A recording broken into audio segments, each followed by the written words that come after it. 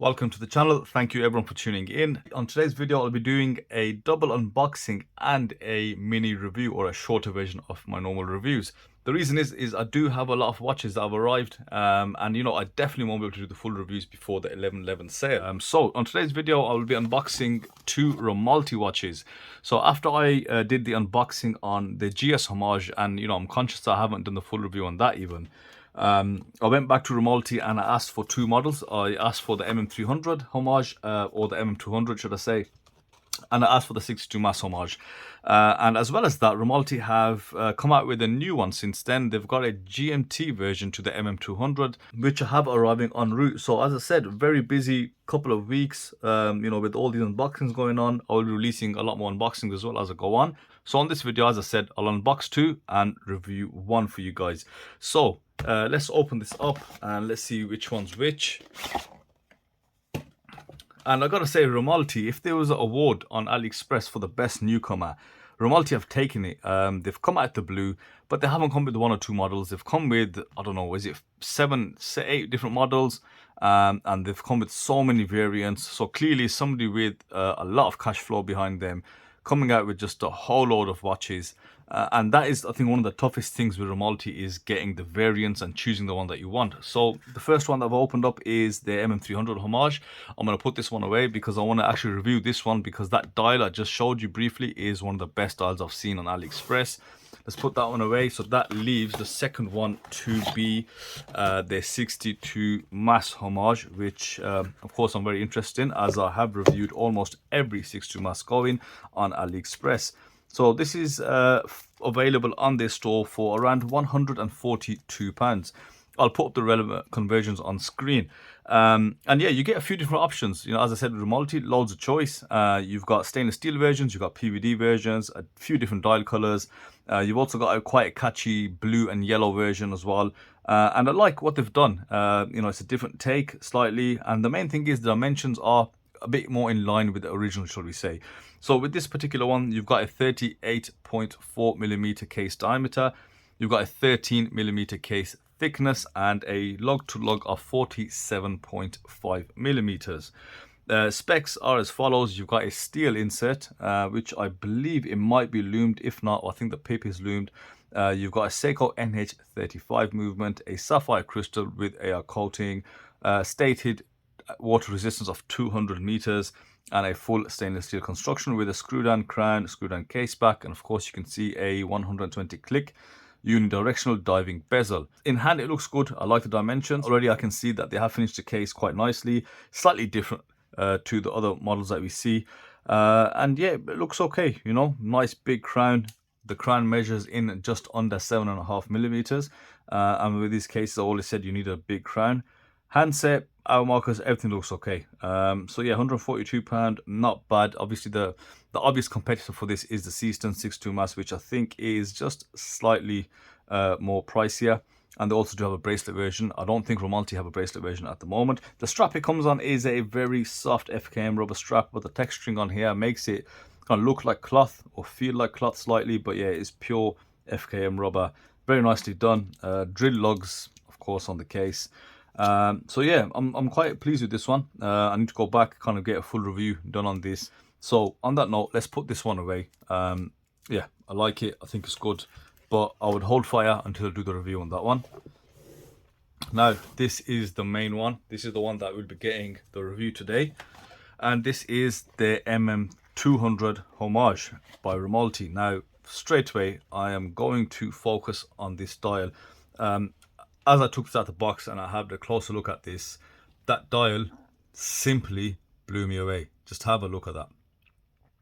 And I went for this option, the starry dial option. And in the pictures, I thought it was going to be like a static dial, it might have some few specks of white on there just to kind of emulate a starry sky. But in hand, this dial is so dynamic. It reminds me of the headliner on those Rolls Royce cars. It literally is starry. You've got a glitter in there. You've got a very dark blue / purple dial, and then just full of so much glitter, and under all different types of light. Literally, it's just like it's just sparkling away.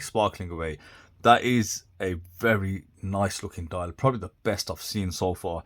You just can't stop looking at it, right? It's just made so well. I think it's a massive standout feature, and that brings me on to some other notable models, in my opinion, which I like from this brand, especially with this style of Homage. So if you do like this MM200 style watch and you're looking at a few different options, I think a few ones to keep an eye on. One is their birch dial style that they do, and they also do another one which is a PVD version. Comes on a fabric NATO strap, but they do a really catchy black and orange version as well. And then another one to look out for is the crimson version, which is like a red fume dial, and it does remind me of the Zelos Crimson. It gives me that kind of vibe. That was gonna be my first choice, in fact, until I saw the Starry one. I thought, let me have a go, let's see what this is like. And I'm very pleased that I actually went for this. You could look at it all day, and I love how dynamic it is, literally just sparkling away, sparkling away.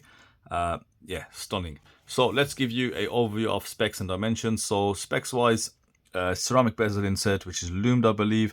You've got a NH35 movement powering this watch. Got a sapphire crystal, which is flat with AR coating, stainless steel, as you can see. 200 meters of water resistance stated on the dial, and a 120 click unidirectional diving bezel, screw down crown, screw down case back, full stainless steel bracelet. So in terms of dimensions, it is a 42 millimeter diameter watch.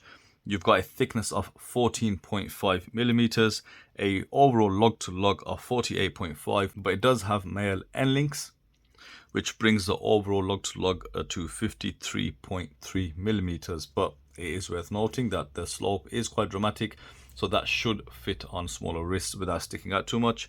The crown size is a generous and healthy 6.5 millimeters. So those are the dimensions, and let's start the review. As I said, there's a lot of watches, and I'm sure you guys would like me to review this right here, right now. So in terms of dial, I've already said it, this is such a stunning dial. If I could recommend any one of the variants, I'd say go for this. You will not be disappointed. Just so much depth, such a dynamic dial. It just keeps changing. You can just see all those specks of glitter, which kind of translate into a starry night sky. Yeah, and it almost looks 3D, because as you look into it, you can just see all these smaller specks versus bigger specks. And I can't emphasize how good it looks in real life. I don't think the camera is catching it that well, but in real life, it is stunning. Plus, the shade of dial is gorgeous. As I said, it's a deep blue / purple with a bit of black on there.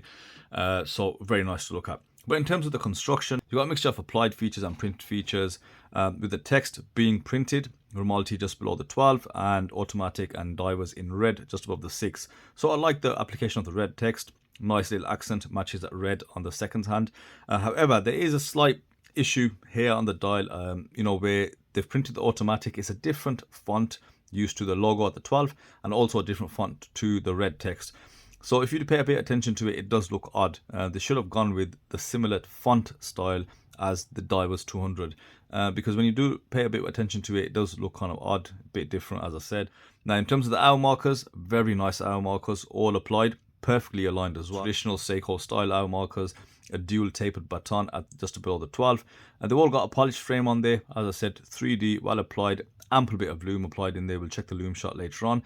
And you've got a date frame, nicely finished as well. The usual beveled edges with some sandblasting on the inside, or bead blasting, whatever you want to call it, and that polished frame. And the alignment, as I said, with the chapter ring is spot on, so that's good to see.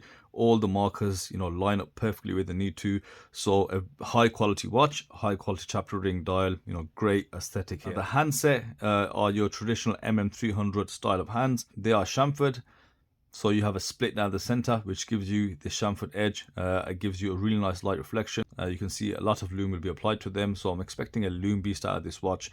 But yeah, very nicely done, clean, no issues there. Looking at the bezel, it is a ceramic bezel insert. You've got pip at the 12, very nice markers. Aside from that, in terms of the design on the bezel, the finishing and the machining, it is nice, although it's worth noting that the grip isn't as deep as you'd expect. The machining is quite shallow, therefore you don't really feel much of the grip. It's not as thick and chunky as it looks in the pictures.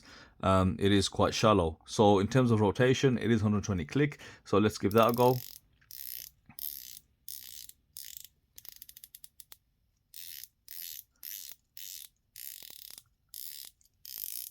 so you should be able to tell how that rotation is just by the sound of it. The first and foremost, there's no playback in this bezel, very solid, stuck down well, but it isn't the most tactile bezel. It's very smooth, which is what I like how smooth it is. It just sort of glides across, but it is quite subtle in the feedback that you get from it, which I don't think many people like. I mean, I like how smooth it is, you know, but I wish it was just a bit more tactile, and I wish there was a bit more grip around the actual bezel. But it is finished well. You've got brushing at the bottom and polishing along the top of those teeth. Reasonably well built. Yeah, I like it. Let's check out the lume. So as I suspected, absolute lume monster. This has had no direct UV exposure at all. It's just the LED lights in the room, and you can see the bezel is lumed, as well as the hour markers and the hands. Everything is solid, everything matches up perfectly. There's no patchiness or dullness in the handset or the dial hour markers. You know, this is a premium level dial, premium quality hands, and of course a very good bezel insert, and it just speaks for itself. Cool BGW9, very bright and solid throughout, and this will have ample longevity, especially if it's had a full charge with some direct sunlight or a UV lamp. So really impressed with that. So when it comes to the case, you know, we've seen these cases numerous amount of times, and this is finished with no exception to any of them. It's finished as well as all the cases that I've reviewed in the past. Now you've got these very neat and clean transitional lines where it goes from linear brushing present on the lugs, and as the watch moves over to the side, these facets, it moves over to a polished finish, and then you've got that, you know, trademark sort of brushed center line through the center of the case. Very finely brushed. Usually you see much coarser hairline brushing, but this is extremely fine, and it carries all the way around the actual lug tip, and then goes back into a polished side just beneath the case. Drilled lugs, which is fantastic, and to be honest, most of them have this. Finishing is flawless, feels great in hand, and as I've pointed out, you know, the very clean cut transition lines, that's what you look for. You know, it's great having a watch case with so many different finishing options available. However, how clean are the lines between, you know, the brushing and the polishing, etc. Now moving over to the crown, 6.5mm, machined well. You know, it is polished, it's got the Rmalti logo, but it is brushed across the surface on the end, so it's nice, good grip. The rotation or the threading isn't buttery smooth. It isn't that gritty as well, somewhere in the middle. Flipping the watch over, you have the case back, solid case back, screw down, and you've got the specifications on the back, and I believe Rmalti's logo is the sail of a boat. Hopefully they can keep that consistent across all the models. I have no type of feelings towards that, and if you'll notice, I didn't really mention the name as well. We know what it is, guys. It's from China. Not everyone's happy with the name. Yes, you guys are right, it definitely needs a syllable or two missing from Rmalti, but it is what it is. Yeah, they do a no logo version, but if you can look past the name, you know, I think the build quality of the watch, that's what I want to focus on. As I said, they're the best newcomer. They are just killing it with the amount of watches they're coming out with, so it's definitely worth looking into them. So the next thing is the bracelet. Now, reading some of the comments from you guys, and some of the concerns raised, one of them is the end-link fitment to the case. In the pictures, it doesn't show it to be the best. Now in hand, it definitely looks much better than it is in the pictures. Confirmed they are solid end links, and the fit is spot on. There's no gapping issue at all. It fits really nice.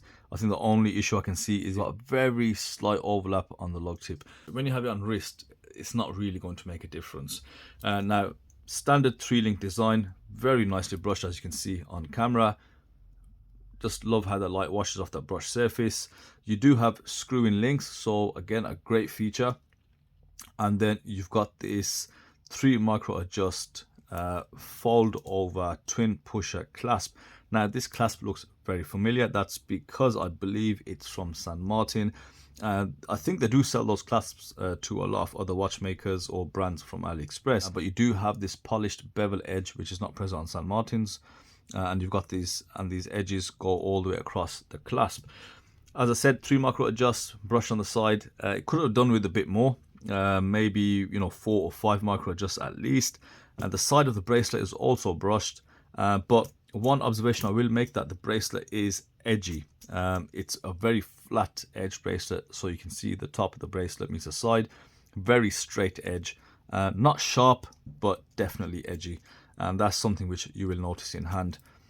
So milled Rmalti design, I have a problem with that because I would have liked to see just Rmalti. With Rmalti design on there, it just screams Pagani design for some reason. And somebody did mention in the comment section that Pagani own Rmalti, but without any proof. So I won't take that comment just yet. So overall, you know, a very solid offering. I think on every aspect it's really built well. I don't think there's any glaring shortcomings on the watch. You know, the name subjective entirely. The price for this watch is £166. So around the $180 mark, which is kind of normal now, and you do get a lot of watch for your money. So let's put this on wrist, let's see how it looks. I haven't had the time to size it up, no, I'm not going to, so I'll just get this on wrist and show you guys what I see.